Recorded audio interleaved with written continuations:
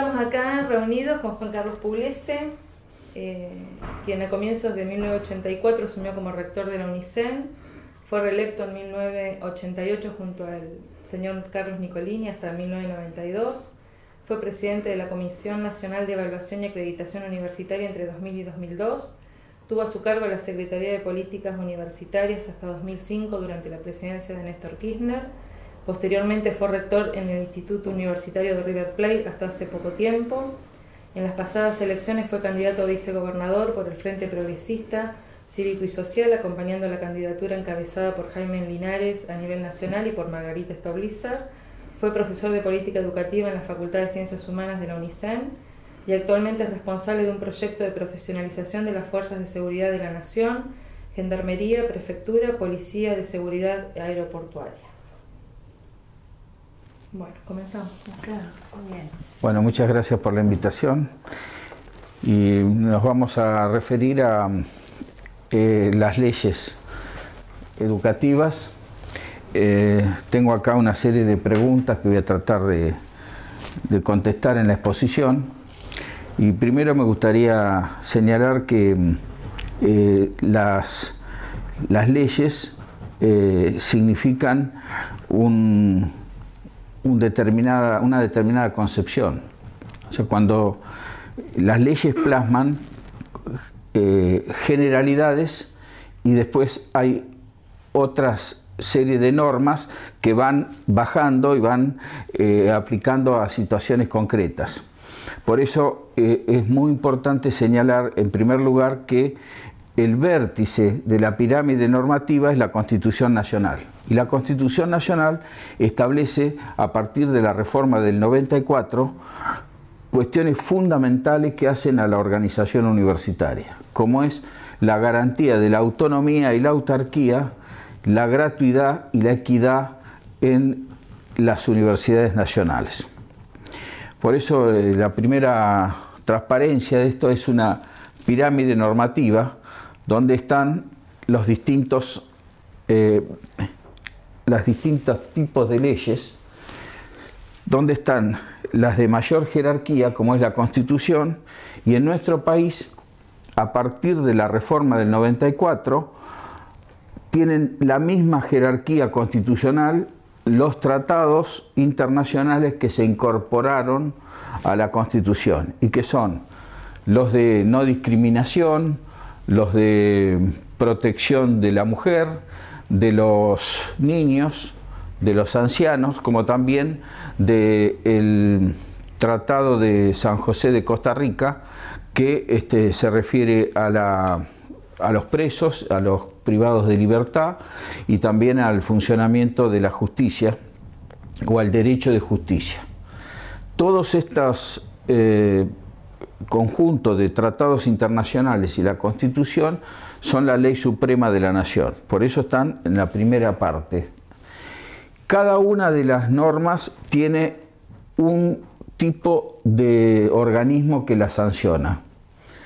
O sea, la Constitución y los tratados internacionales son a partir de una asamblea constituyente que es convocada al efecto y donde la ley donde se instala la necesidad de la reforma debe decir qué puntos de la Constitución se van a reformar. Luego, en el orden de jerarquía viene las leyes, que son dictadas por el Congreso. La primera cuestión, la primera pregunta es ¿cómo es el proceso de elaboración de la ley?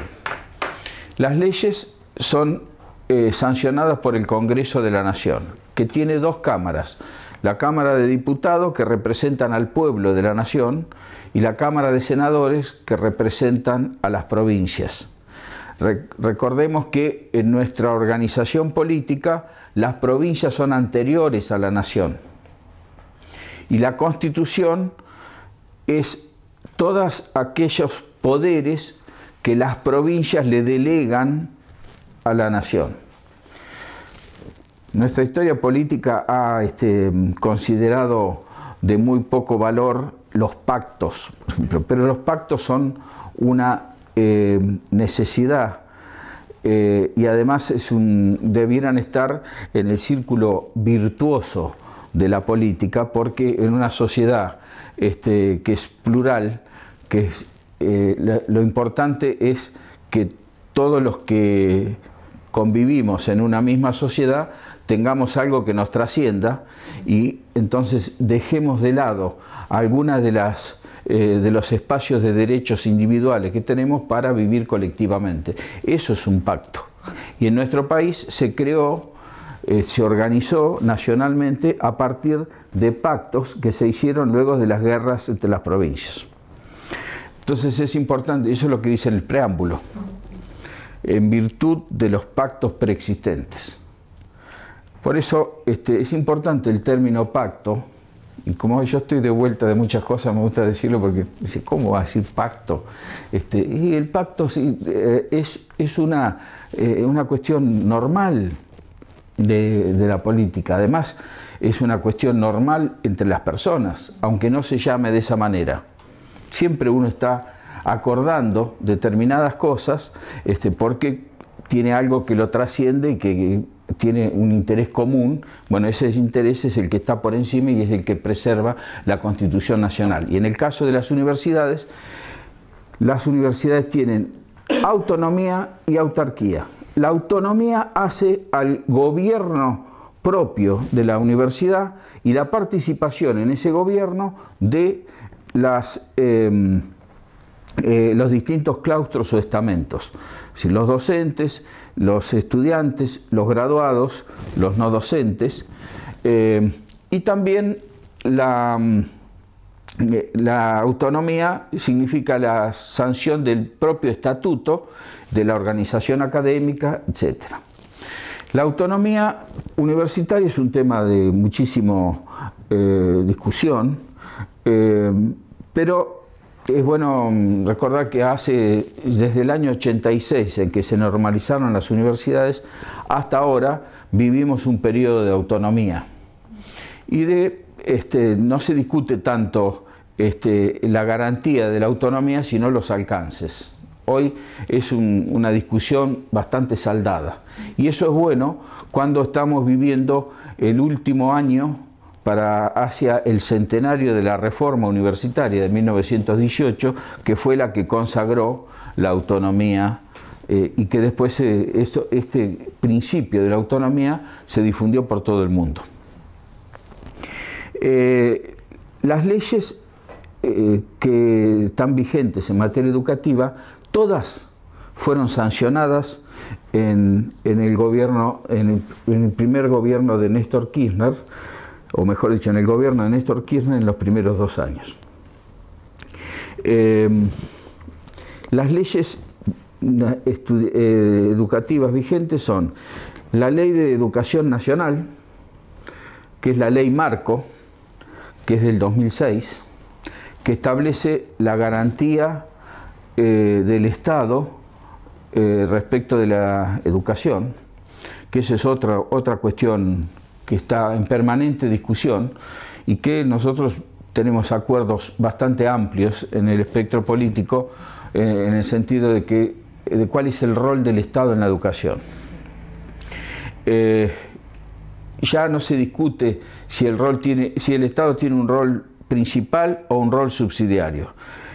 El Estado tiene hoy un rol garante de la educación. Después vamos a ver si esa garantía se cumple para todos o no.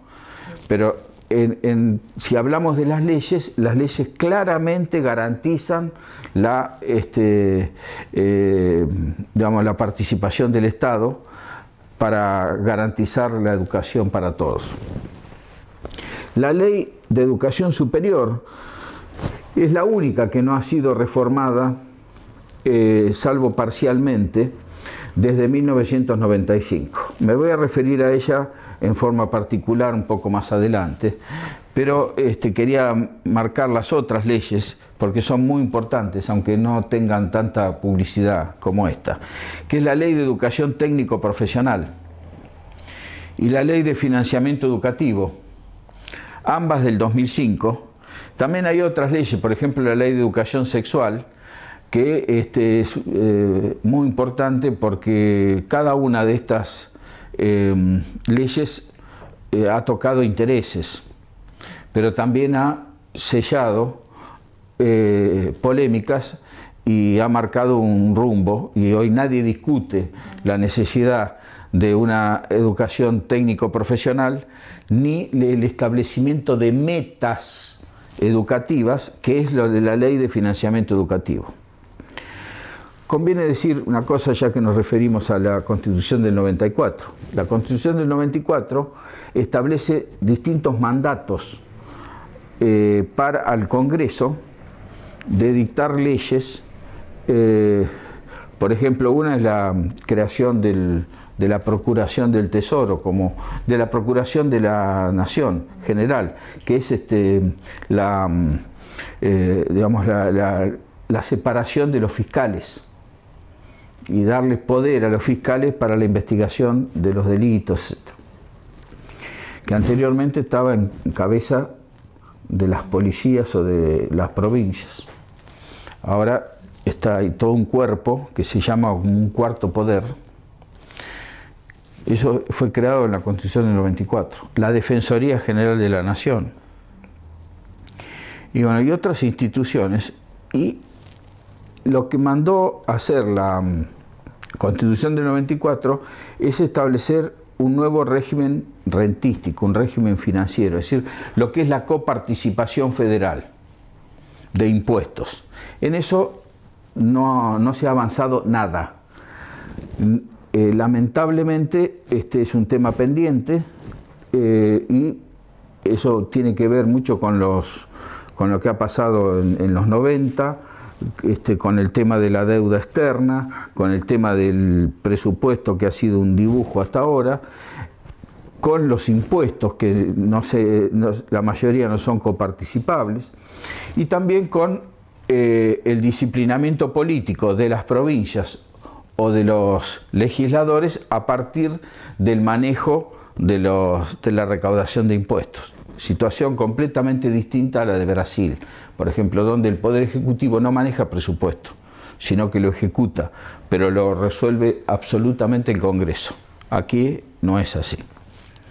Entonces, como no hay una ley de coparticipación federal, se sancionó la Ley de Financiamiento Educativo, que es un régimen de coparticipación de responsabilidades educativas entre la nación y las provincias, tendiendo a cumplir una meta, que es la del mayor financiamiento.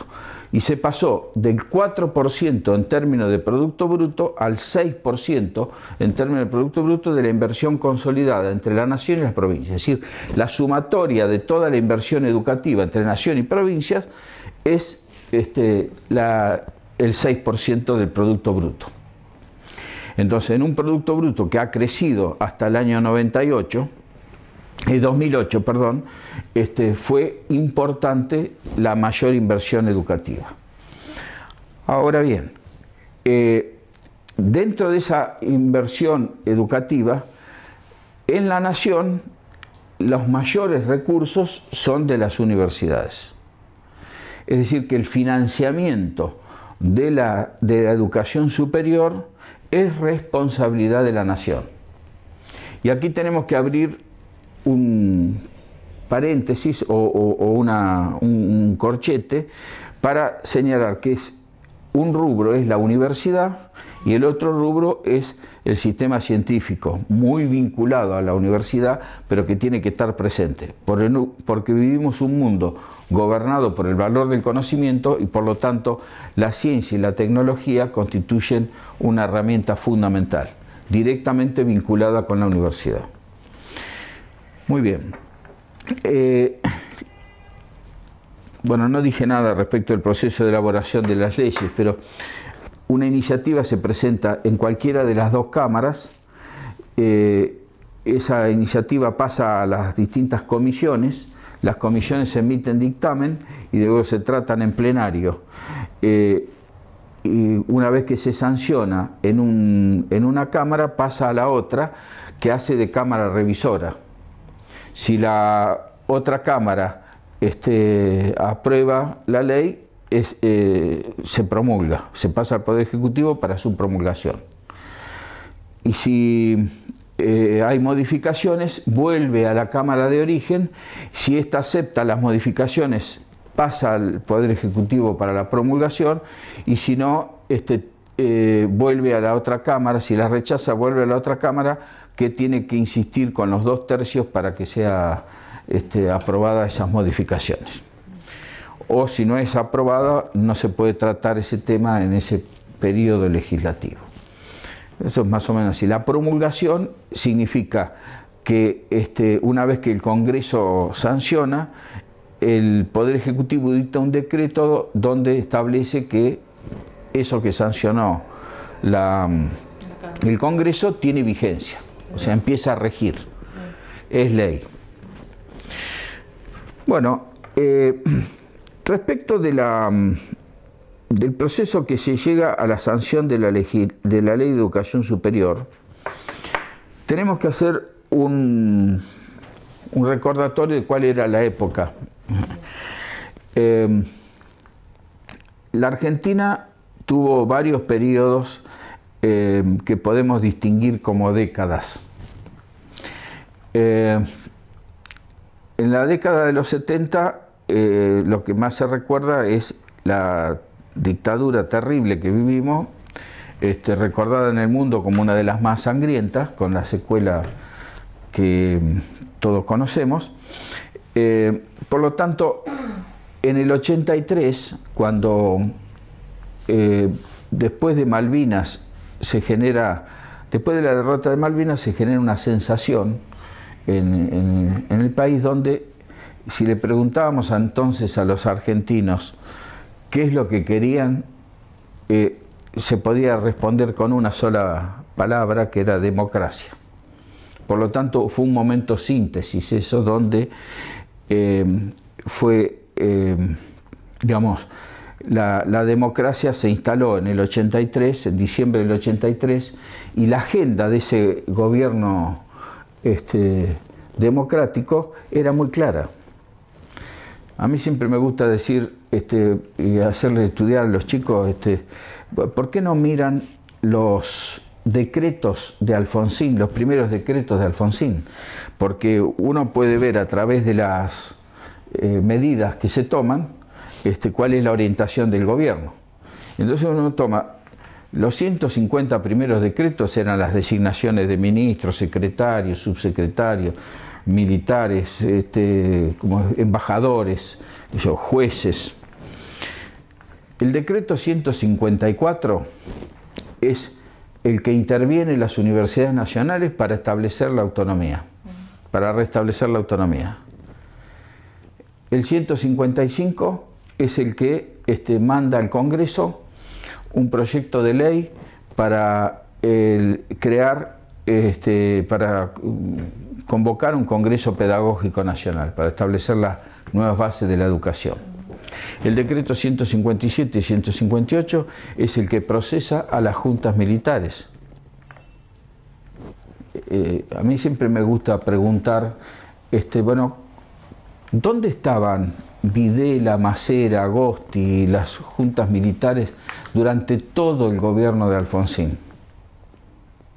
En general no encuentro respuestas sobre este tema. Y estaban presos, estuvieron presos durante todo el gobierno de Alfonsín. Recién fueron liberados por los indultos de Menem en 1990.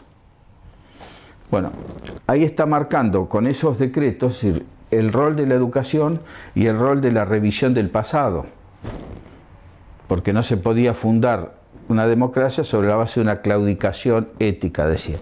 Por eso se procesaron las juntas, se crearon la Cámara Federal que juzgó a las juntas, en fin.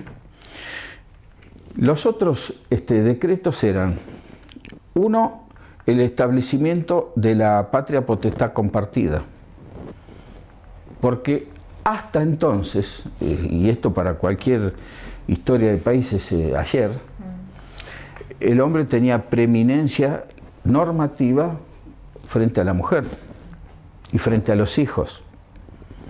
Y esto tiene una enorme importancia en la educación, porque cualquiera que haya sido docente antes de esa época, antes del 84,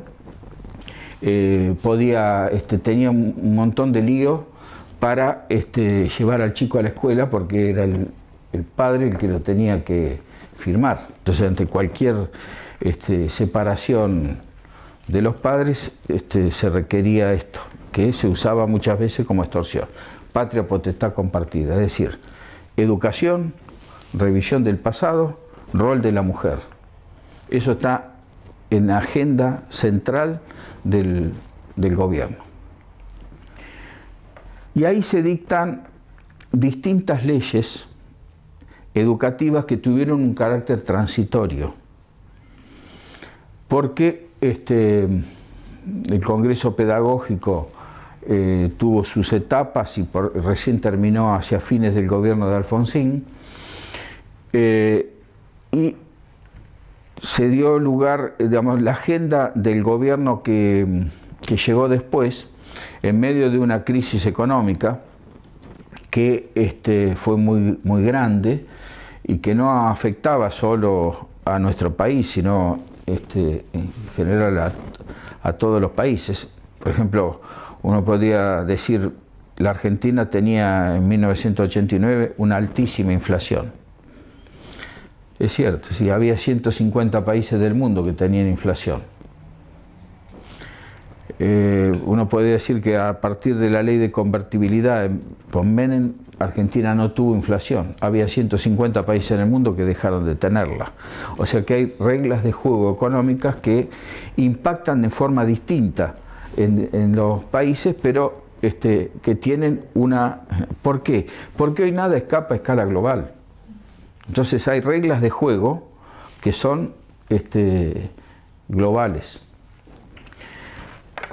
No con esto quiero justificar nada, sino que quiero decir que las leyes educativas que se dictaron entonces tenían que ver con el contexto en el cual se vivía, donde se restringió el rol del Estado en materia educativa, porque la Ley Federal de Educación estableció en un artículo el rol principalísimo del Estado, pero en otros artículos que había actores del sistema educativo como el individuo, las familias, la Iglesia Católica, las otras confesiones, con lo cual estaba dando un paso a lo que se conoce, y acá está señalado, como una privatización de la educación, lo cual fue de hecho evidente.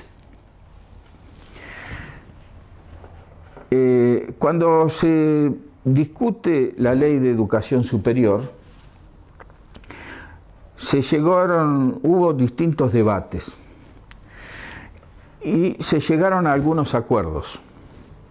Esos acuerdos, en el momento de la sanción de la ley en 1995, no fueron respetados, sino que se impuso la voluntad de la mayoría, que tenía mayoría propia el menemismo en el Congreso, y la sanción de la ley de educación superior fue con el bloque menemista en el recinto y los bloques opositores, todos estaban rodeando al Congreso junto con los rectores, con los estudiantes, organizados en una, donde convergieron los rectores con los distintos matices de la organización estudiantil y también con los distintos legisladores de la oposición, tanto de un lado como de otro.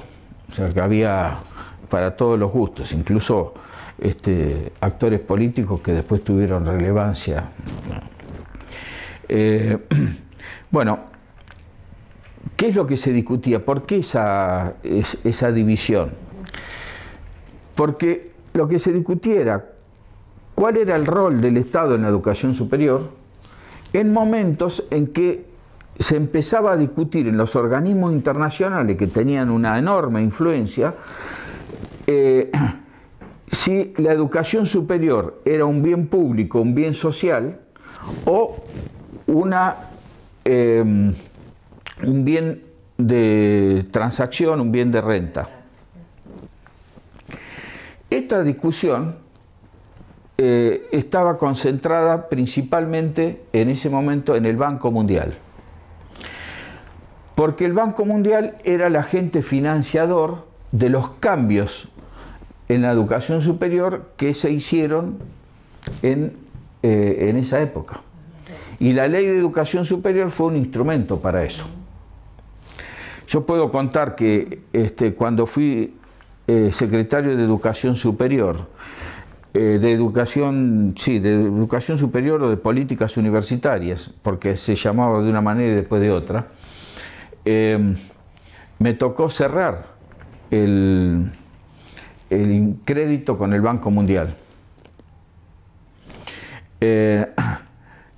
Entonces, cerrando y dándole otra orientación. Pero esta participación del Banco Mundial llevó a que se establecieran una serie de consignas que se arraigaron mucho en el sistema universitario y que impidieron discutir algunas instituciones que creó la Ley de Educación Superior y que hoy están funcionando perfectamente, pero que en su momento dieron lugar a muchísima polémica. Uno es el caso del sistema de evaluación, que está centrado en el organismo que se llama Comisión Nacional de Evaluación y Acreditación Universitaria, CONEAU. La CONEAU, de acuerdo a la Ley de Educación Superior, está compuesta por 12 miembros. Esos 12 miembros son nominados por distintos organismos, 3 por la Cámara de Diputados de la Nación, 2 por la mayoría y 1 por la minoría, 3 por el Senado de la Nación, 2 por la mayoría, 1 por la minoría, 3 del Consejo Interuniversitario Nacional, es decir, de los rectores de las universidades nacionales, 1 por el Consejo de Rectores de Universidades Privadas, 1 por la Academia Nacional de Educación y el otro por el Poder Ejecutivo. Para ser miembro de CONEAU se requiere tener jerarquía académica o científica o experiencia de gestión institucional. Yo fui miembro de la CONEAU desde el primer momento, en el 96. Recién fui presidente en el 2000. Y yo me acuerdo que nosotros fuimos designados para resistir. Pero el primer presidente de la CONEAU fue el doctor Emilio Fermín Mignone, fundador y primer presidente del CELS, y uno de los íconos de la lucha por los derechos humanos en la Argentina. Que él venía de una formación católica, venía un hombre de la Iglesia Católica. Es el que escribió el libro Iglesia y Dictadura, que por eso fue excomulgado. Y que tiene una hija desaparecida, Mónica, que hacía su trabajo misional con el padre Mujica. Bueno, la presencia de un ícono como Mignone permitió una libertad que armonizó la distinta procedencia que tenían los miembros de CONEAU y reivindicó la evaluación. Entonces, lo importante no es confundir evaluación con ajuste o CONEAU con Banco Mundial. Lo importante es no el porqué de la evaluación, que es una cuestión elemental. Cualquiera que hace ciencia o una política pública tiene una dimensión evaluación que es indispensable. El asunto es cómo, el cómo. Entonces, en el cómo de la evaluación estaban los distintos modelos que hacen a las concepciones. Entonces había una que es del Banco Mundial, había otra que se llamó Proyecto 06 y había otra que fue hecha por los propios universidades, que es la concepción de la evaluación para el mejoramiento, que supone la participación de los pares, o sea, los expertos, lo más importante del sistema universitario. Y es así como se han hecho las evaluaciones. Hoy nadie discute ni la legitimidad ni los procedimientos de CONEAU, por más que siempre hay cosas para corregir o para mejorar. Pero sí es importante destacar eso, porque se estableció un gran consignismo, que era el árbol que impedía ver el bosque, y entonces hubo una resistencia total que no... Yo me acuerdo de recorrer las universidades, como lo he hecho desde hace 30 y pico de años, y entonces me decían, uy, ahí llegó el Banco Mundial. Y bueno, algunos lo pueden seguir creyendo, pero no se ajusta a los hechos. Y si se ajustara a los hechos, habría que distinguir que los modelos nunca se dan en estado puro. Por lo tanto, hay que ver de qué se trata. Porque nadie va a juzgar al gobierno de Kirchner o de Cristina Kirchner como represor, pero si uno separa las acciones que hizo con la presencia de quien era el jefe de seguridad, que era Bernie, entonces uno puede dar lugar, pero no hay que hacer argumentos ad hominem por las personas, sino por los hechos. Esto, además todos tienen derecho a reivindicarse o a una segunda oportunidad. Por eso podés robar. Ahí, Juan Carlos, vos decías hoy que tenías cuestiones a nivel global que era importante contemplar. Bueno, es el caso del Banco Mundial. ¿Y cuáles serían las cuestiones a nivel nacional que entran a tejerse con estas indicaciones del Banco Mundial? Y, por ejemplo, el proyecto 06, que era un proyecto donde se financiaban determinadas cuestiones que implicaban un modelo, ir hacia un modelo de universidad. Eso, digamos, para cualquiera que quiera profundizar, hay abundante bibliografía sobre eso, e incluso esa bibliografía hoy es texto de todos los programas de política educativa, yo creo que de todas las universidades nacionales, porque hubo una coincidencia generalizada respecto de la reacción frente a eso. Es más, también los organismos internacionales van cambiando, porque lo que se llama... Lo del Banco Mundial era clarísimo, se llamaba el libro Las lecciones de la experiencia. Y bueno, yo he pasado unas presentaciones, unos PowerPoint, donde el jefe de educación del Banco Mundial, que es Jamil Salmi, un pakistaní, ponía que la universidad era hoy, la educación superior hoy era una carrera. Entonces decía, la gacela se levanta todas las mañanas y dice, hoy tengo que correr más rápido que ayer para no morirme, para que no me maten. El león se levanta todas las mañanas y dice, hoy tengo que correr más rápido que ayer para no morirme de hambre.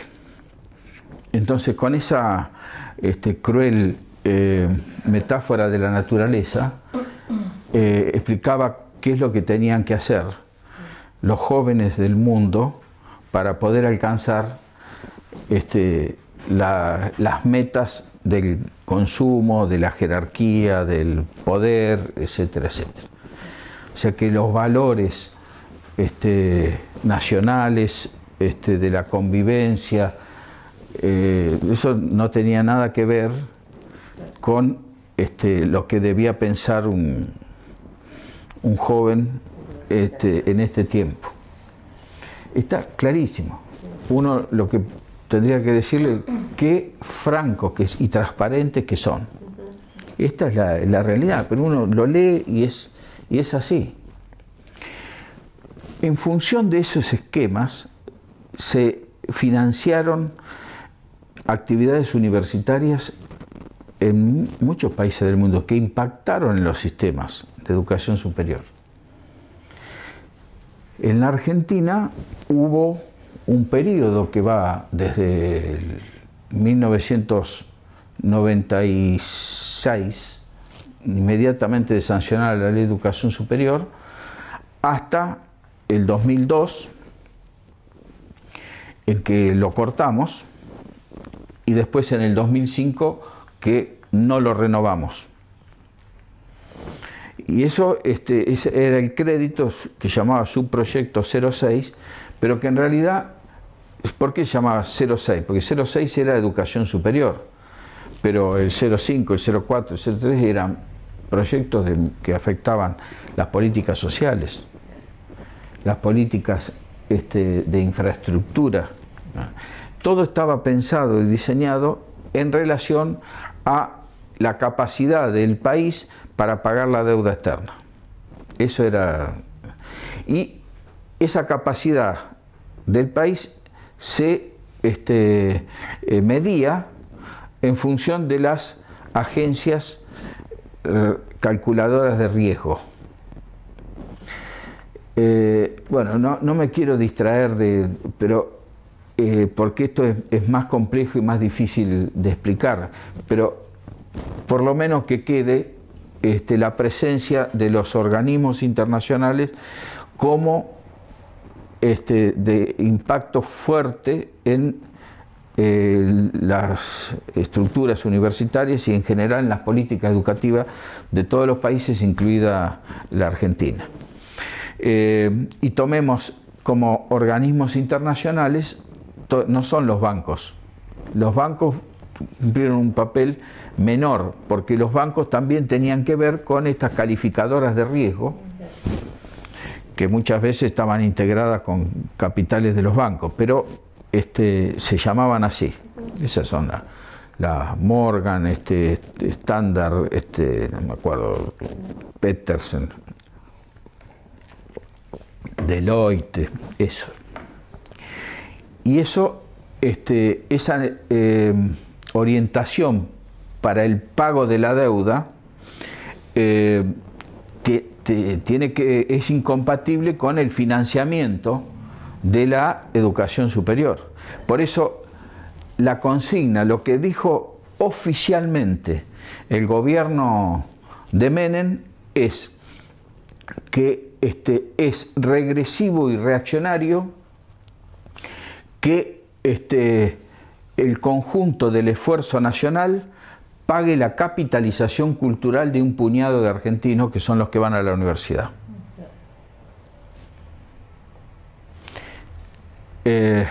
Bueno, esto, digamos, conmueve todos los principios en los que se organiza la universidad. Esto está dicho, digamos, en el contexto de los 90. Que es cuando se sanciona la Ley de Educación Superior.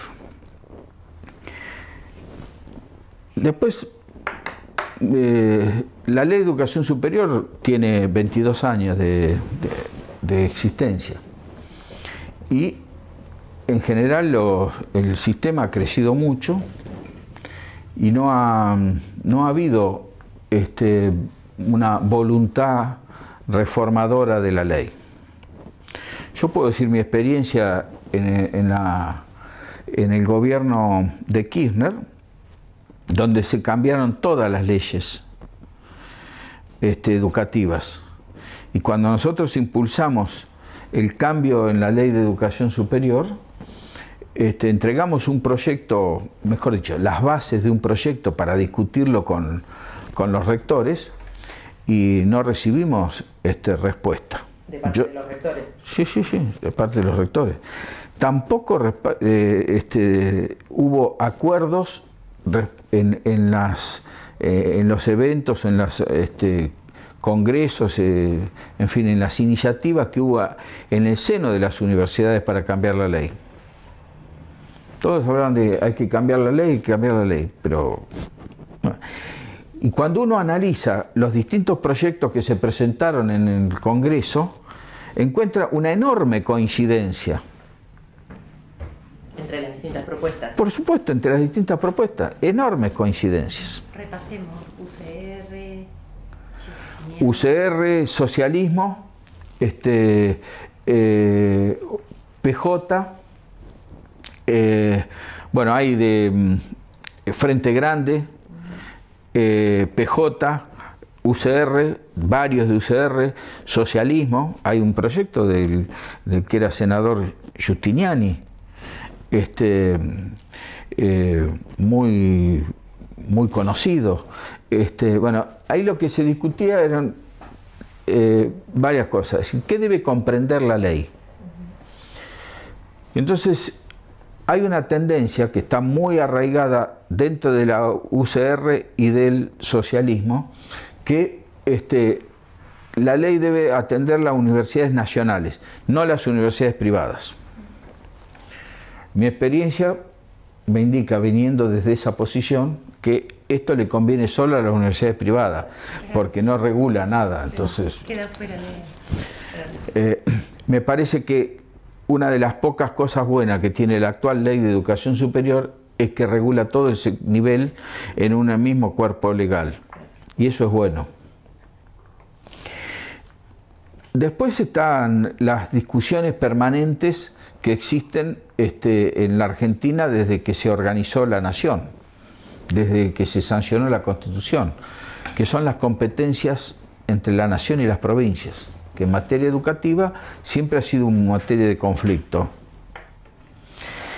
Pero yo diría que repasando los distintos proyectos y en tren de sintetizar, aunque de esto hay muchísimo, yo tengo escrito, tengo un trabajo escrito que está publicado por el Instituto Internacional de Planeamiento Educativo, IIP UNESCO, de Buenos Aires, que está publicado en el 2006, donde hago referencia a los antecedentes de la Ley de Educación Superior, el análisis de la Ley de Educación Superior, los proyectos de reforma de la Ley de Educación Superior y un proyecto propio que establezco por principios y por acciones, que es a lo que me quiero referir para no abundar e ir cerrando. ¿Qué es esto? Hay coincidencia general sobre los principios. Autonomía, autarquía, que acá se hace una pregunta sobre el presupuesto. La autarquía significa que las universidades tienen que tener su propio presupuesto dado por el Estado Nacional. Desde que se sancionó la Ley de Educación Superior se empezó a popularizar la venta de servicios, una serie de cuestiones que no hacen a lo que se debe preservar. Y ese proyecto establece la autonomía y autarquía. La autarquía es el poder que tienen las universidades de tener su propio presupuesto. Y así eso está vigente. O sea, todos los años se dicta una ley de presupuesto y dentro de la ley de presupuesto, que es muy voluminosa, hay una planilla que establece qué presupuesto tiene cada universidad.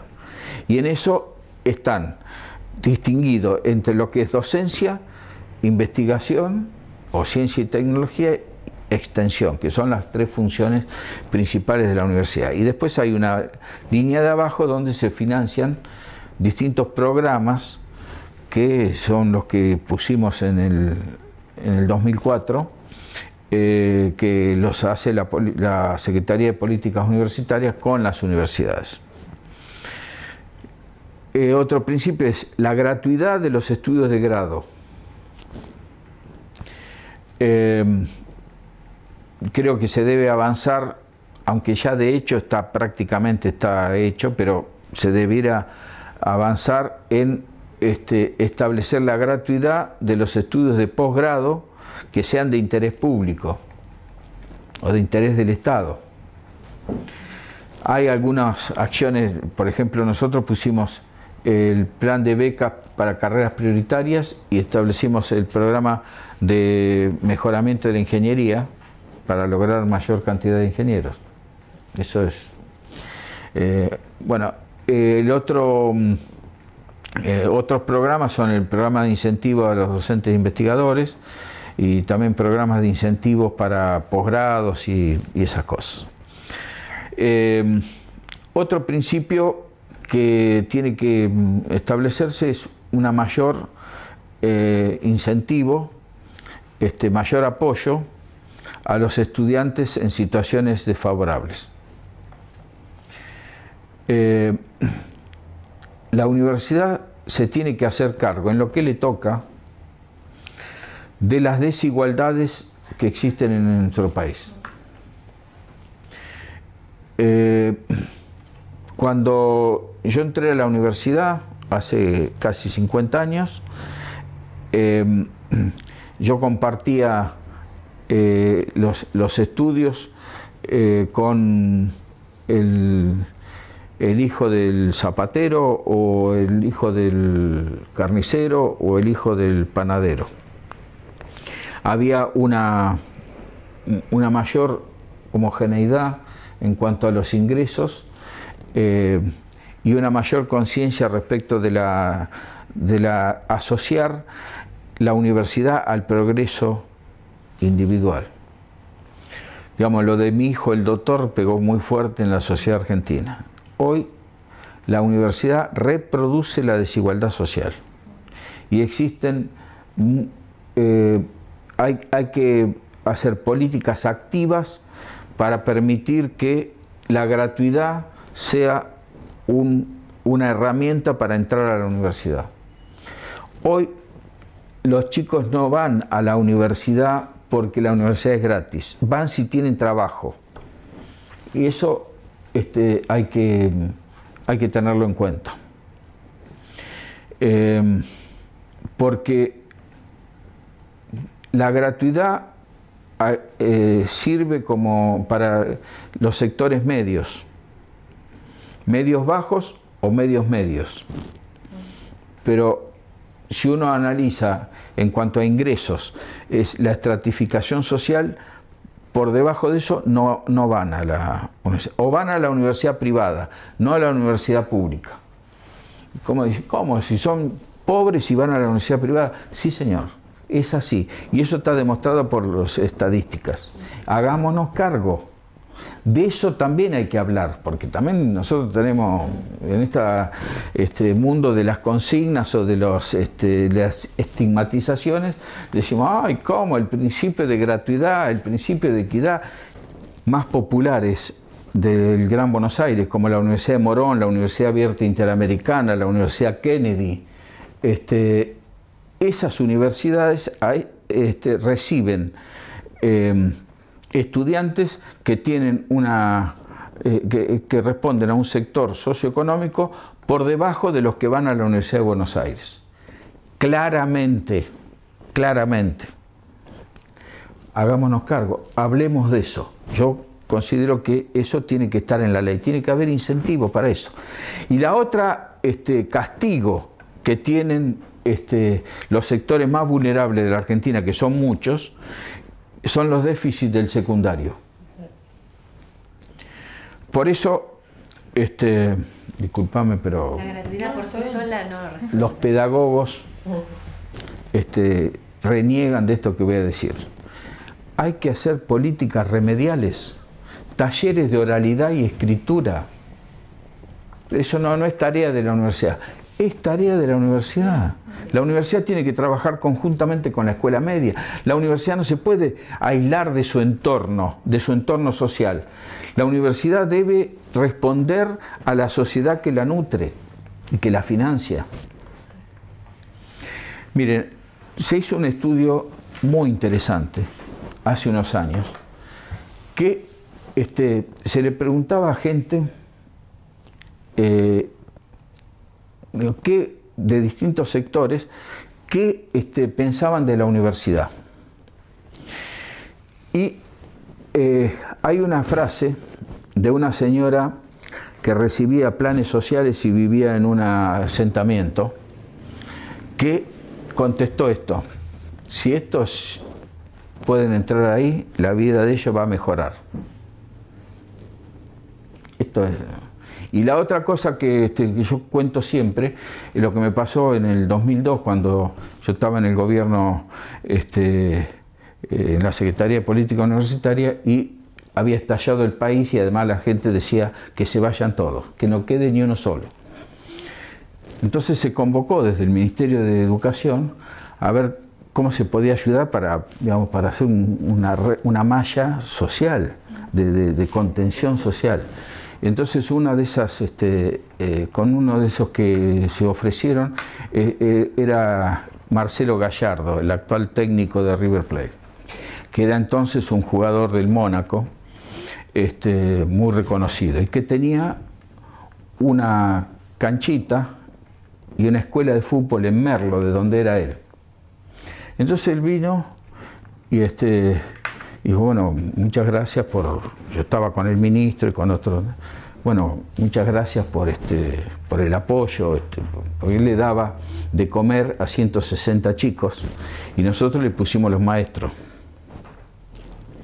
Ese era el acuerdo. También se hizo con otro jugador conocido de Racing, ahora me va a salir el nombre.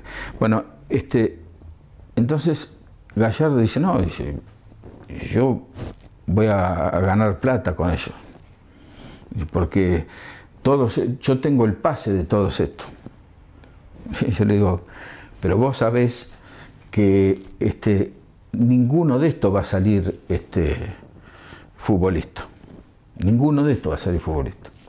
Y entonces él dijo, y es cierto, dice, porque yo cuando era chico me faltaba olla. Por eso me rompo fácil. Y eso es así.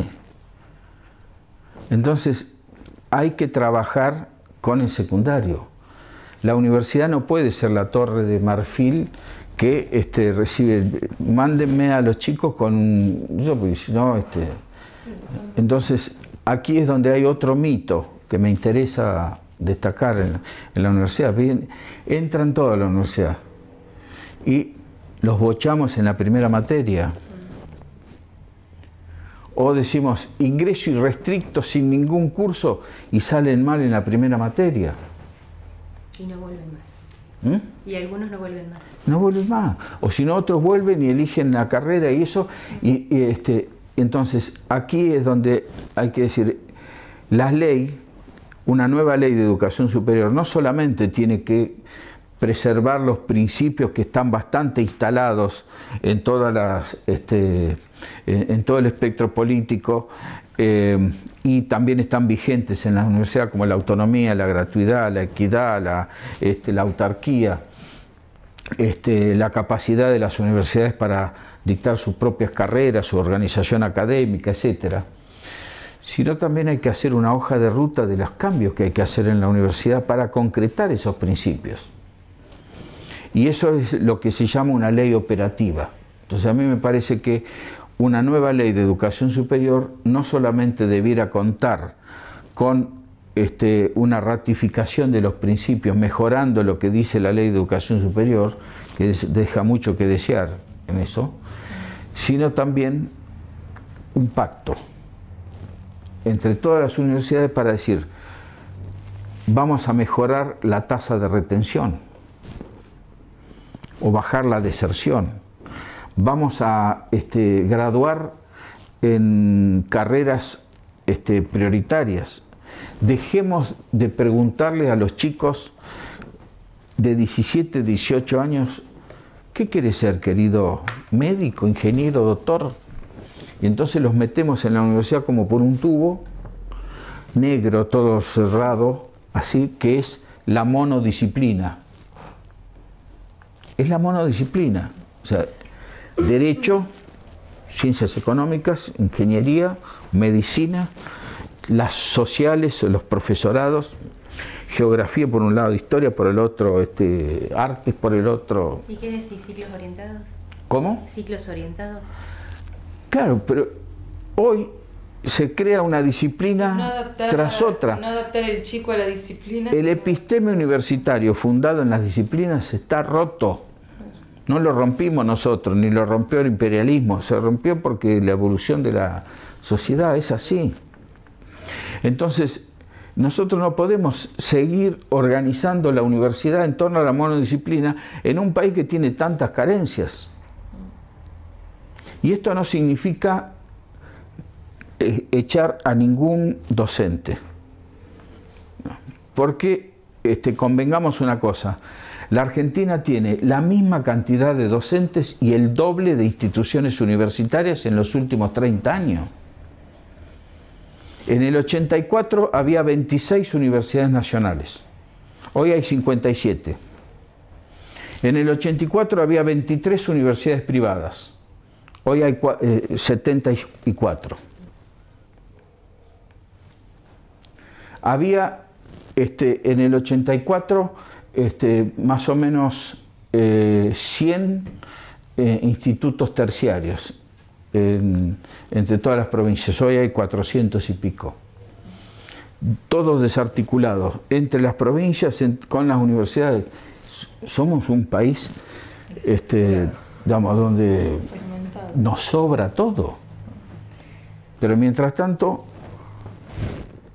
7 de cada 10 chicos deserta de la universidad. 5 lo hacen en el primer año. Bueno, hay que hacerse cargo de esto. De esto hay que hablar. Y esto hay que hablar.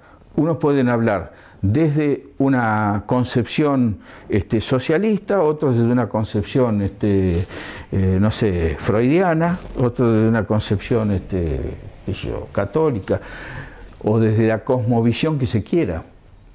Pero esta es la agenda de temas. Bueno, me parece que eso debiera formar parte de la ley. Y eso es lo importante de destacar, porque cada una de las leyes vigentes dice estas cosas, pero no se han concretado. Por eso quiero terminar y volver a la Ley de Financiamiento Educativo, que establece 10 metas que abarcan toda la educación. Esas 10 metas son que el 30% de los chicos del sector más vulnerable estén en la escuela a los 3 años. Que la universalización de la sala de 4. La mejora salarial, que eso se ha conseguido, tal vez en los últimos años, no, pero en el 2005 yo era el secretario de Política Universitaria, era Gardel, porque se dio el aumento mayor. Yo me acuerdo que hablábamos con el presidente, llamaba al ministro, que era Filmus, y yo, y nos decía, les vamos a dar un fangote de plata, lo que pidan. Y después íbamos a hablar con los gremios y decían, no, si no me pones esto en el cargo testigo, nosotros no hacemos huelga. Si no nos pones esto en la dedicación simple, nosotros te hacemos huelga. Y si no pones en los exclusivos, nosotros hacemos huelga. Entonces lo que nosotros dijimos, hagan huelga, muchachos, nosotros vamos a poner la plata igual. Al final firmaron todo. Y que se dio el más importante aumento. Desde el 2005 hasta ahora, todos los aumentos han sido porcentuales, pero los aumentos estructurales se dieron entonces. Bueno, esa es otra de las metas de la Ley de Financiamiento Educativo, que además se hizo simultáneamente. La inversión en ciencia y tecnología del 1% del Producto Bruto.